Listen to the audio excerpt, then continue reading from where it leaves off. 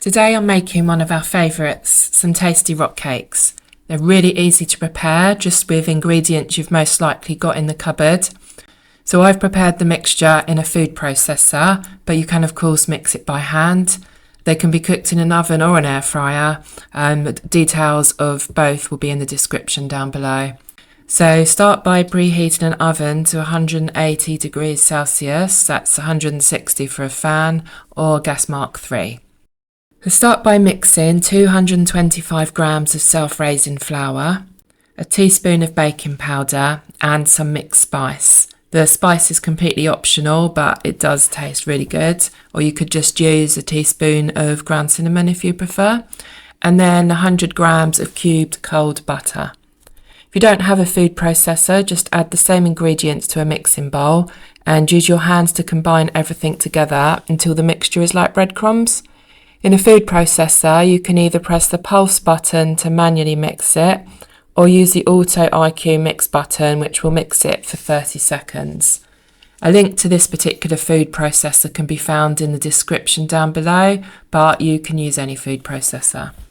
So now we're going to add 75 grams of caster sugar, 100 grams of dried fruit. You can use raisins, sultanas, or a combination, 2 tablespoons of milk, a medium egg, and just a pinch of salt.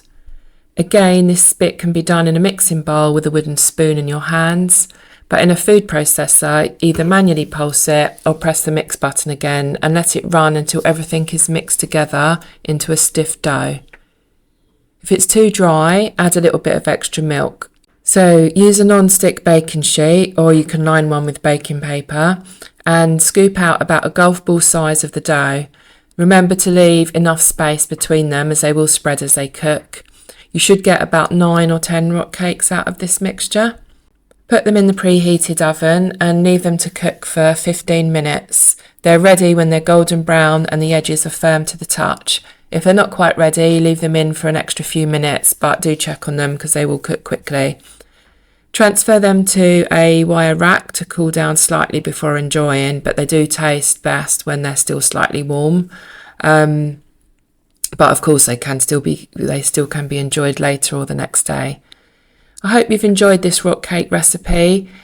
Check out the links in the description below for more simple baking recipes, or head over to Liana's Kitchen to search for more easy to make recipes. Thanks for watching, and I'll see you next time.